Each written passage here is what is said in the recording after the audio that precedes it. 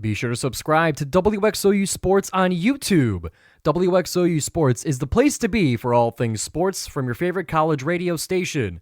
WXOU Sports features live audio broadcasts of all Oakland University home games, including men's and women's basketball.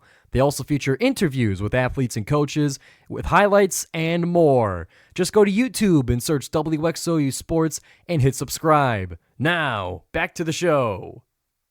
Welcome, everybody, to another edition of the GioMoShow, your home for all Oakland University Golden Grizzlies sports. My name is Giovanni Mosheri. I am the host of the GioMoShow, and be sure to rate, review, and subscribe to help support the show as we're right around the corner to the Horizon League Championship tournaments, both men's and women's for basketball. Swim and dive Horizon League Championships just wrapped up. Track and field is coming up soon. We're getting to the pinnacle of a lot of the winter semester sports season. So be sure to subscribe so that you don't miss a bit of the Golden Grizzlies action.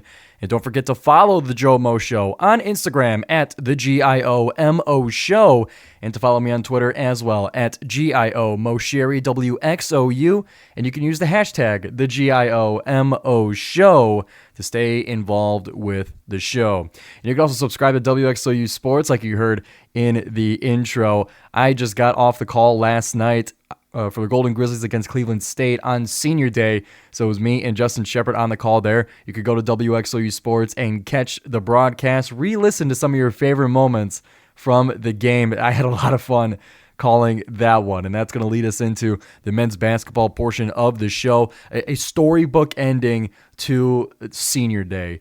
And I learned after the game, Oakland in the past 25 years are 21-4 in Senior Day games. Now, unfortunately, I happened to be there for one of the 4 losses a couple of years ago. After my first year at WXOU, it was against Northern Kentucky, so the Senior Day had a bit of a sour taste to it, but definitely not the case for this year, as Oakland hosted former number one Cleveland State, the top team in the Horizon League for, I think, almost the entire season until now. They went to start their Horizon League season, they literally were 11-1, and they lost the first game to Milwaukee, so they went nuts. They won 11 of their first 12 Horizon League games and held on to the lead until now. So that was the opponent that we were hosting at the arena. But that's not where we will start, unfortunately, as much as a lot of us don't want to remember. Oakland played on Friday as well. They played at Purdue Fort Wayne to potentially get the sweep on the Mastodons, which could have been great for the standings that we'll break down in just a little bit, because we had to win earlier in January against Purdue Fort Wayne. We were able to hold them low volume from the 3-point line, which is obviously one of their deadliest weapons and one of the deadliest weapons in the Horizon League. They made 10 of 15, but they only took 15, so that was an achievement in of itself. And Oakland had the potential to get the sweep against the Mastodons, but it wasn't close, unfortunately. 80-66 was the final score as the Mastodons took care of the Golden Grizzlies. And there's not much analysis you could do for this game, and luckily for me, I wasn't able to watch it front to back, but you look down in the box score and you see 1 of 21 from the 3-point line, and they made their first one and missed the next 20 attempts from deep. After Senior Day, I chit-chatted with Neil Rule a little bit, who had to be on the call by himself on the radio in Fort Wayne. He said it was brutal. DQ made the first one, and then it was just nothing afterwards there. And it's something similar to me. It's similar to when we hosted Youngstown State a couple of weeks back. I mean, now at the time, I didn't know Youngstown State was going to be, vaulting themselves into the top quarter of the league like they have been. But the highlight detail of that game was 13 turnovers in the first half and 18 in total at the end of the game. There's really not much analysis you could do for that game, because even, 18 turnovers, yeah, you're probably losing. Doesn't matter. You go 1 of 21 from 3, yeah, you're probably losing. Doesn't matter what anything else happens. Because think about that. That's 4.8%. That's not even 5% from deep. And you look at the box score, you got Baru with 23-7. You got Allen Mukeba with 21-8. They were a combined 20 of 30 from the field, in with 15 rebounds between the two of them. Like, they played phenomenally, but it wasn't even enough. It wasn't even enough to be close. It was a 14-point loss. So it's one of those things, like, I can break down, the game all we want, but you make, literally, so I'm going to do the math live here. You're down, so 14-point loss.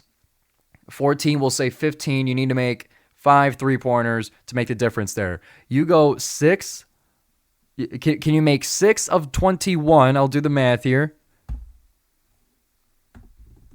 That is 28.5% from 3. That's not even good. That is Oakland's average. So if Oakland was literally average from deep again in that game against Fort Wayne, then they would have won by 1 point. And I understand that's not how games work. You can't just plug in the number, change one thing, and I understand that. But as a reference point, if Oakland was just average from 3, this game is totally different. That you can say. That you could say for sure. In Oakland average, I think Oakland's average is like 28 and some change percent from 3 anyway. So that is literally their average. But couldn't get it done. But you know who could get it done from deep? It was Purdue Fort Wayne. They were 17 of 38. And to do the math live here, that's 44 and that's round up to 45% from 3. They did get it done. And at a huge clip, efficiency and volume. For 3-pointers, you have Rasheed Bello, who was 5 of 9. You had Quentin Morton Robertson, was 3 of 6. Maximus Nelson was 3 of 5. So was Corey Hadnot, 3 of 5. Trey Lewis was 2 of 6. Like, the only downside or the only blemish on the 3-point shot was Jalen Jackson being 1 of 7. Didn't seem to hurt him that bad. But even then, he had 14 points and otherwise, didn't get to the free throw. Well, he got 5 of 6 from the free throw line. Yeah, Jalen Jackson is nuts for Purdue Fort Wayne. And Kampe says, at least from last Kampe radio show, that probably the player of the year for the Horizon League, Jalen Jackson. And I had a feeling, like, here's the thing with Purdue Fort Wayne for me is that I remember being at the game. I think I was on the call for the game. I'm trying to remember. Maybe I wasn't, but I at least remember seeing the post-game press conference one way or another, whether it was YouTube or not. But seeing and knowing that, I was on the call because I was there for the opposing team. This was yes, okay, I remember it now. Live memory. This was the quarterfinals of last year's Horizon League tournament. I was on the radio call for that one with a very hoarse voice because I was screaming. Like, that game was on a Thursday. I was screaming at Tuesday's Horizon League tournament game for the women because I couldn't help myself. It was my senior year. I had to go nuts, and I ended up having a horrible voice for that game. I then went to the post-game press conference where I heard Purdue Fort Wayne's head coach talking about how excited he is for next year. Despite them being the 8th seed, they had a lot of guys returning, and in this day of college basketball, you even get 2 years on the same team with a core of, like 4 or 5 guys. If you got them coming back, that second year is just light years away of what you can, compared to what you can do with just bringing in new guys every year, one and done kind of style. So I knew just based on that this team was going to be really good in the coming year, this year. And the preseason poll showed that, where they were tied with Milwaukee for predicted league champions, predicted number 1 teams. And, it's crowded up there in the top 4, but Purdue Fort Wayne still probably absolutely a candidate for the Horizon League tournament champion.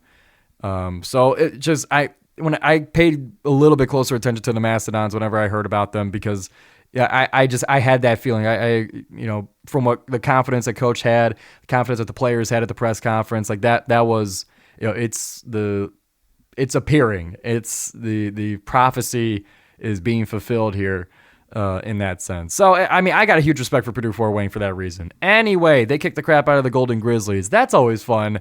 But either way, once again, Baru 23-7, Mukeba 21-8, and it wasn't even close. They have 5 steals between the two of them as well. But yeah, not even close. So Golden Grizzlies, that kind of stunted their chances of getting into the top 4 of the league. So that one was a bit of a bummer, but that set up Senior Day in the Arena. It's always a special night every season. I've been lucky to go to the past. Now, this year was my 3rd Senior Day in the Arena. It's always fun to go to, and this one was no different. Originally, what was planned for the WXOU sports broadcast was that I was going to be on the sideline for that one, just as, just give me an excuse to be in the Arena once again, kind of get a deeper look into the game. Now, I have season tickets as well, so it wouldn't have made a difference. I would have been there anyway. But unfortunately, one of our play-by-play guys was unable to make it, so I got kicked up to the play-by-play spot, and boy, was I treated to a great broadcast. And I told people afterwards when we were all in the Senior Day, like meeting up, like this game wrote itself. This was not something. Neil, I talked to him at the end. He agreed, for his broadcast, like those games are easy to do. Those games are easy to call because the intensity is innate. The excitement is inherent, and there's not much work. There's not much makeup you got to put on it for the broadcast side of things. So I was treated to a treat for this game of the Golden Grizzlies, and there was a whole lot. There was so many storylines threading into this game. There was so many layers to it, so much going into it. The big one, and we prefaced it at the broadcast, was keep an eye on Jayson Woodrich, because obviously it's Senior Day, so he's a senior. He played for Cleveland State for 4 years and then transferred here for his grad year. He won a Horizon League championship with them in 2021. Kampe has had his eyes on him ever since his freshman year, where Woodrich lit it up in the tournament. So he had that kind of connection to Kampe for a while, and so you had the Jayson Woodrich storyline. You had the storyline of Oakland is technically not out of the 6th seed and going up against the number 1 team in the league, a Cleveland State team that has been struggling to hold on to that number 1 spot in the past few weeks. It's gotten much more crowded. A lot of other teams are chasing them for that number 1 spot. So you had the Cleveland State storyline on that, as can they hold on to number 1. The other storyline you had was Kampe, with a win that night, would have become the most winningest coach, the most wins in conference play in the Horizon League's history. That was also on the line behind the canvas of Senior Day. So there was a whole lot going on in this game, and it just was so easy to call this one. Did not feel that way in the first 10 minutes of play, I'll tell you that. Coaches were mad at the first 10 minutes of play, as Cleveland State, the way the roster was especially such that they were able to battle Baru and Mukeba down low. They have just these columns of granite is what it felt like, where you had, Reese Robinson, Dylan Arnett, KJ DeBrick. You had these big 6'8", 6'9", 220-plus guys, bodies that are able to bang against Baru and Mukeba, and enough to where they can rotate between them and keep them all fresh. You got 3 of them, and they'll have 2 on the court most of the time, so they were able to rotate them, and that really threw off Oakland. Just that Cleveland State defense, even besides the big guys, the guards were just sticky the whole time, and Oakland just was suffocated. And, after Oakland scored the first basket and went up 2-0, they did not lead for much of the game until about the middle of the second half. Down by as much as 13, and it didn't even take long to get there. It looked bad to start that game. But then things started to click a little bit. Who started to click exactly? It was Jayson Woodrich was starting to click. He was 4 of 4 from deep to start this game, and was a huge reason Oakland was able to catapult themselves from that 13-point deficit and into their game, battling it for one possession. After halftime, Oakland was down by, I believe, 6.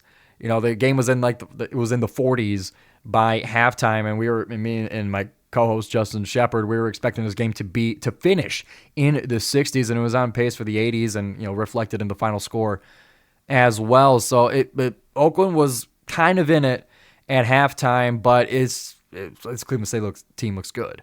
There's a reason that they're number one, and it was visible from the game. They were shooting incredibly well, especially from three. You had David Smith, you had Stavesky, I had all these guys. Deba, I believe, is their guard, number 6. He handles the ball very well, and Cleveland State just looked very good. And the second half started to come, and Oakland was starting to catch up. Oakland was making shots. Alan McCabe and Baru were able to get a little bit of work in, but Jayson Woodrich from deep opening things up from Oakland, opened things up down low for those guys as well. I got to believe that made a difference in how Cleveland State was able to defend. And so the game was wide open, and it was a battle back and forth. It was 66-65, and they're trading one score at a time, up and up as the clock is winding down. And it gets to the point where it's like a minute and a half left, and it's a 1-point game. And the game, with Cleveland State having the ball last, or I should say this, it was tie game 77-77, and Cleveland State had the ball last. Oakland initially had the lead. Excuse me, I'm looking back at the box score here. We'll take you back to a minute 6. So Jayson Woodrich at this point is on fire. He's made 5 threes so far in a minute and 6 seconds occurs. Coming off of Nassim Mashor missing a 3 in the previous possession, it was 74-72. Jayson Woodrich makes the 3 to not only break the tie, but to gain the 1-point lead. It's now 75-74, Golden Grizzlies lead. And unfortunately, Chase Robinson gets a steal off of Baru. That gives them a chance to, they go down and they score, and then they have the lead 76-75. Jayson Stevenson with a steal and a make. Or, excuse me, it was Chase Robinson with the steal, and then Stevenson Jr. with the make. So then that gives Cleveland State the lead, 76-75. And that was actually that was and one. Yes, that Stevenson. Excuse me, my memory's a little fuzzy from doing the game. But looking at the box score at the play-by-play here, it was an and one make by Jayson Stevenson that gave them the 1-point lead, and then the make of the free throw made it a 2-point game. Then last play, 28 seconds left. Alan Mukeba in the paint is able to get that one into the basket, tying it 77-77. Now skipping back, now fast forwarding rather to the final possession. Me and Justin were kind of talking. Do you foul in this situation, or are you relying on your defense to make the stop? Like, you can't let anything up. You can't commit a foul. You can't give up anything. So, is that too much for the defense to handle? Do you want to, let them score, or I should say foul them?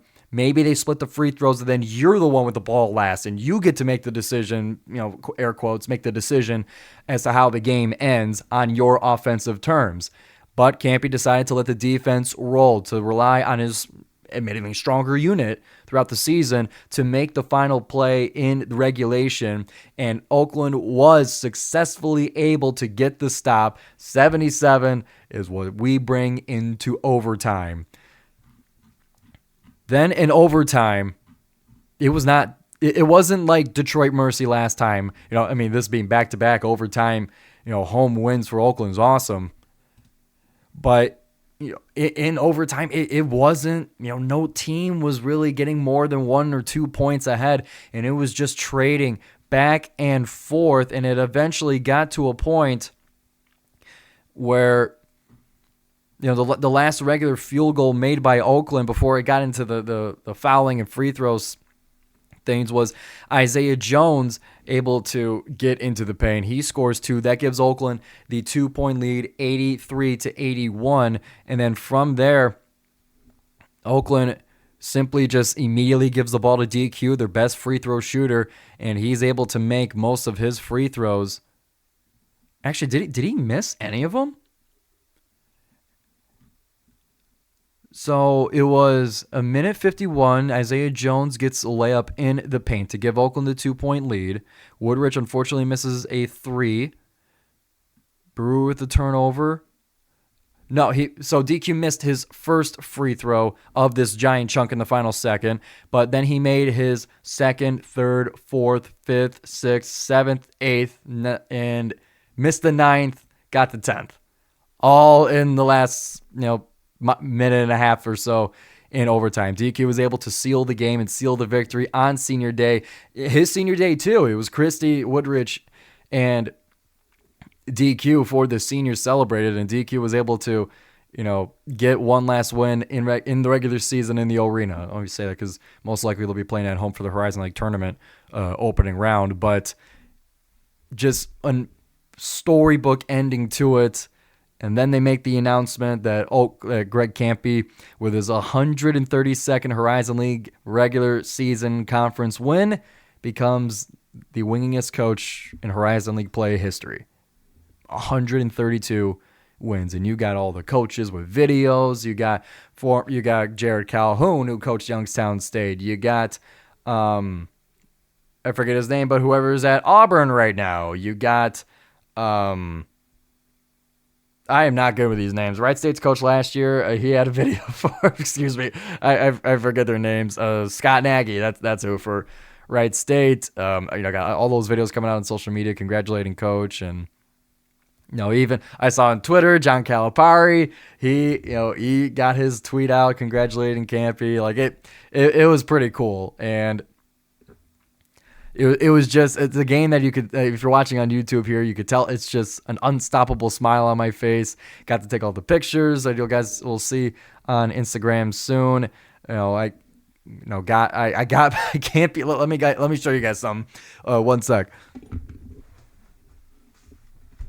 So after the game, I was finally, once the crowd kind of dissipated a little bit, because I get a little freaked out when it comes to that many people waiting in line. And, should I wait for them? Let the kids get their pictures first. There's too much stuff going on. So I wait back a little bit until the crowd kind of dissipates a little bit. Kampe and all the players, they always stick around every senior day until the last person leaves, or air quote, until the last person leaves. Within reason.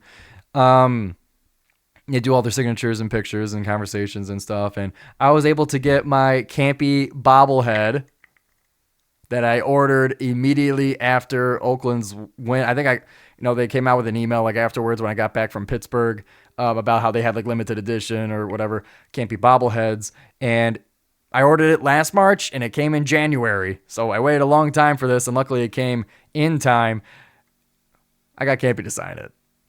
So I hate asking people to do this. I hate asking people to take pictures and all that kind of stuff, just because for me, especially with the players, I am older than most of these players. I'm 23 years old. That's usually older than most college basketball rosters, any college sport roster. I'm old. As old, if not older, than all these players. So, why am I so nervous? Could it be because they're 6'9"? Probably. But, I get weird about it, but of course, everybody was very, happy to do it. All the chit-chat and conversations afterwards. Everyone is nothing but, nice and welcoming, and, it's the point of senior day, and it was just fun to experience once again. Fun to be able to get the call to call the game. I'll have that in the description below from WXOU Sports. If you guys want to listen to the final call of the broadcast or whatever, I'll get my highlights cut up of it, and you guys can find it a little more concise package eventually. Selfishly for broadcasters, got to cut up our own highlights. But I'll get that to you guys in I don't know when. I'm not gonna promise you guys a date. I don't know, but I do plan to cut up highlights of that one, but it's just that it was fun. We'll cap it off in a single sentence. It was fun.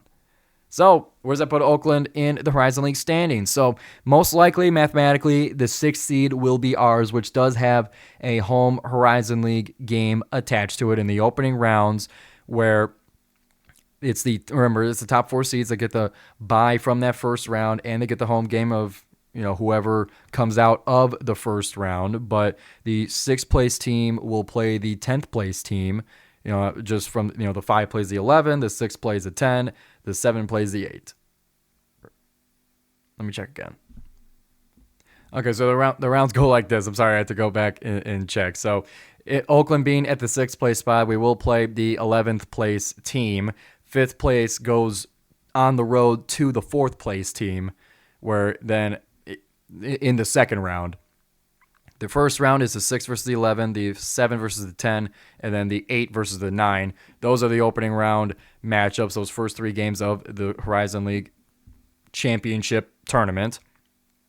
Then the lowest remaining goes to the 1, obviously, and then typical tournament format, seeding-wise, goes that way. So with Oakland locked up, air quotes locked up, there is still a chance that Oakland can get the 4th seed here. If we went out and Milwaukee loses out, part of Milwaukee losing out would have to be from us beating them on the road. But then there is a chance that we could jump up to the 5th seed, but I think the 4th seed is out of the question. But at least that 5th seed will get us the bye. And then we would be going on the road to the 4th seed. So, I mean, that's essentially best case scenario for Oakland. And that 11th seed that the 6th place team would play would be against Green Bay.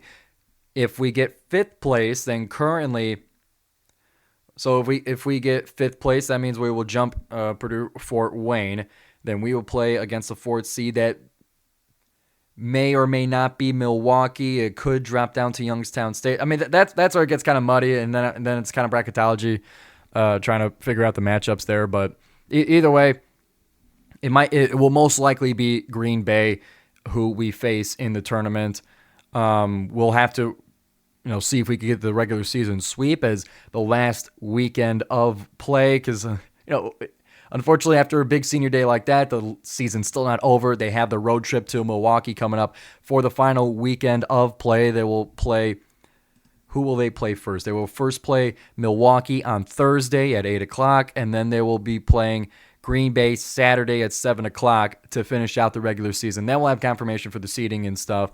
Right now, we can only kind of approximate it, but all things considered, most likely percentage-wise, Oakland will get the 6th seed. But that does mean another home game in the arena. That first round game would be March 4th. That's Tuesday. Yeah, it's Tuesday. Check my calendar. And that would be in the arena against Green Bay. That would be, there's no time set for it, but they'll set it at a different time. So we might get one more chance to see the Golden Grizzlies in the arena. WXOU Sports will be there as well. Don't know if I'll be the one on the call, but nonetheless, we got great talent at WXOU Sports. So either way, no matter who, you will get a great broadcast that you can listen to on YouTube or wherever WXOU is listened to. So, with all that being said, I want to take a break here, or not a break. Kind of detour a little bit. Talk about the Horizon League standings as a whole. Last week, I did not have it updated to the previous week, so I'm comparing.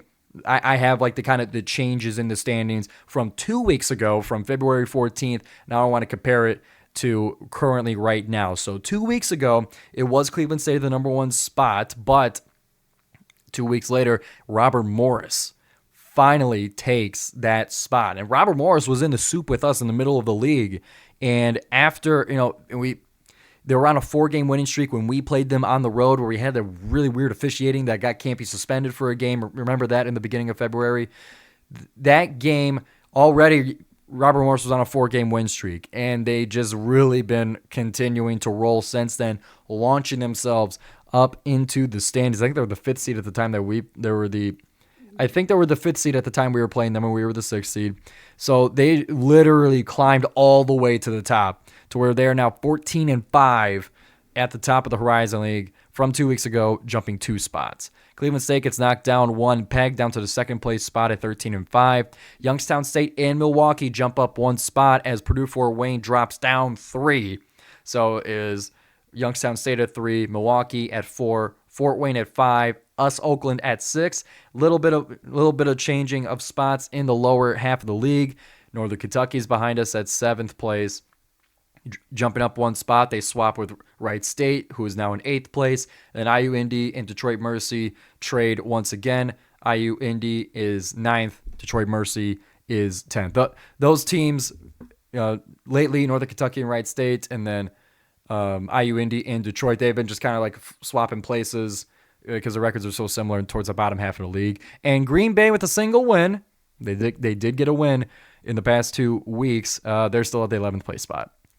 So I'm just there's been a lot of movement. Like it really just I was absolutely convinced that Cleveland State just wrapped up the Horizon League with that 11-game win streak, that 11th game conference win streak to start 11-1. I thought they had it locked up. I couldn't believe, like, I think Cleveland State is now, I think they're 1-3 in their past 4 games. Like a startling finish to the regular season. Obviously, there's still a little bit left to recover, but and they're only half a game behind from Robert Morris. But like this is a bad time to start slipping when you're looking for a regular season championship and to get a ring in that sense. And oh my God, I've gone on for a half hour on men's basketball. We'll make the second segment quick here, but either way, all that wrapped up. Oakland loses on the road pretty badly to Purdue Fort Wayne, and then Oakland gets their senior day win. They're at the 6th place spot. Most likely will play Green Bay on Tuesday in the first round of the Horizon League tournament at home in the Arena. Wrapped up with a bow on it, stamped it, and mailed it out. Let's now get to women's basketball. No good news to report here. Unfortunately, losses to Wright State and a close loss, close to the last second possession at home against Youngstown State. Oakland plummeting from the 4th place spot they currently held after beating Detroit Mercy at home earlier this year. They dropped from 4th at that time. This was about 3 weeks ago, and they are now 9th. They started 4-0. They are now 6-12. They have gone 2-12 to finish out the season. Like I said last week, it continues this week. A total bummer for the season for women's basketball. That kind of sucks. And because they spent so much time on the men's team, we'll just put it that Oakland is 6-12. They are tied with Youngstown State and IU Indy, and mixed in the 8th, 9th, and 10th place spot. Milwaukee ain't far behind, and there's only 2 games left in the season. Like, is Oakland going to be last place in the league? I would doubt it, but Milwaukee beat us. And it took us over. Beat us last time. It took us to overtime. So I say that relative, like Milwaukee can, jump up. They got 5 wins at the last place spot where, the men's side, Green Bay has only a single win at the last place spot. So, there's still possible movement in that, the last 4 seeds. I just hope Oakland doesn't finish last place, man. This will be a tough way to go into an offseason where you're looking for a new head coach. And I'm not going to speak on the candidacy of any current staff because I don't know women's basketball well enough for it. I'm not going to start speculating for coaches, but like from my perspective, it's a shame to have things kind of drop off the way they have because you really won't be able to now say anymore that 4-0 you were 4-0 for the first time in program history in the Horizon League. That doesn't matter. You are 2-12 after that. It's a bummer. Obviously, I'm not saying this like I hate that team or whatever. It's like I want them to win. That'd be cool. Of course, it would be cool. It's just they're not. As great as the players are, as great as Skorupski is, as great as Danny Grimm and Macy Smith have been as additions to this team. Leanna Baxter having a much bigger year now. She has one of the a much bigger spot at the at the center position. Her and Kylie Buckley. It had a potential for it to be a cool season, but it's just not the way the crumbling of the cookie occurred. In the standings, Green Bay, Fort Wayne, and Cleveland State still hold on strongly to the top 3 seeds. That does not look like it will be changing. Robert Morris jumps up to the 4th place spot. Mercy stays at the 5th, where Northern Kentucky, 6th, Wright State, 7th, Youngstown, 8th, and Oakland, 9th. Indy, 10, Milwaukee, 11. Oh, that's a bummer.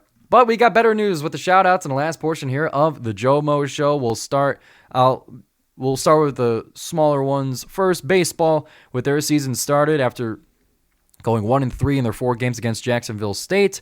They unfortunately are unable to get a win in the 3-game series against McNeese State. And right now, they first pitch was at 3 o'clock. It's now about like 4:30. They're against Lamar University as part of their warm weather part of the season where they're down in Beaumont, Texas.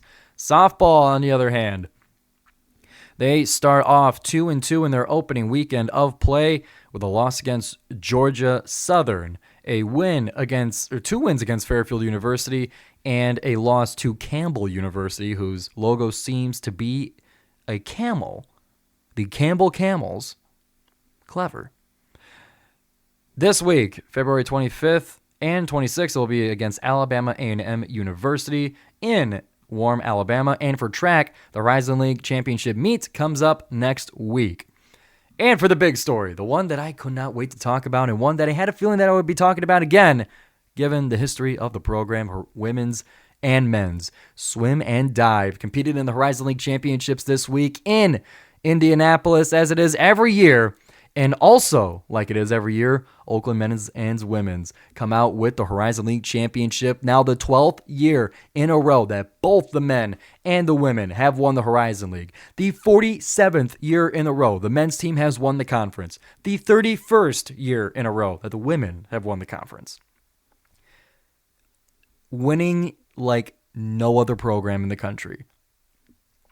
I'm going to have a little bit more coverage of this during the offseason here after basketball season, where I want to dive more into this, pun intended. But Oakland is just, the swim program is just awesome, dude. You got first place finishes. You got Horizon League records broken. You got Jordan Ships being one of the most decorated Horizon League swimmers in the conference's history. You got the Coach of the Year, Freshman of the Year, Diver of the Year, Dive Coach of the Year, everything was Golden Grizzlies, pretty much. It's just so cool. As a former swimmer, you see over there on YouTube, yeah. 4 years of high school swim, that's all I need to appreciate and really love what Oakland is doing in the pool every year. This is now the second Horizon League Championship in a row under the tutelage of head coach, former assistant coach, recently promoted after the retirement of Pete Hovland, Mitch Alters. Tradition continues, man. It's awesome. I'm really happy for the team, for the swimmers, for the coach, and everybody, as more rings just keep coming out. They don't have to change the dies or anything. The factory remains the same. Keep making Oakland championship rings. Oh, it's so cool. Congratulations to them, as that's how we'll end our show here on a big high note amongst some low spots here. But overall, we got the men and the women basketball teams starting to finish out their regular season, heading into the conference championship tournament next week, in about 2 weeks. The postseason rather, will begin. Baseball and softball getting their warm weather work in. Track and field preparing for their chance at Horizon League greatness at the indoor championships that will be next week. And swim and dive doing what they do best, being the best. So that'll wrap it up for us on the GioMoShow here. Next week, we'll see how basketball teams finish out the regular season, where the standings will be, and who we will for sure face in the Horizon League tournament. And we'll get more news as it comes out every week here on the GioMoShow, your home for Golden Grizzlies action. My name is Giovanni Mosheri. We thank you for watching. Be sure to subscribe, rate, and review, and we'll see you next week.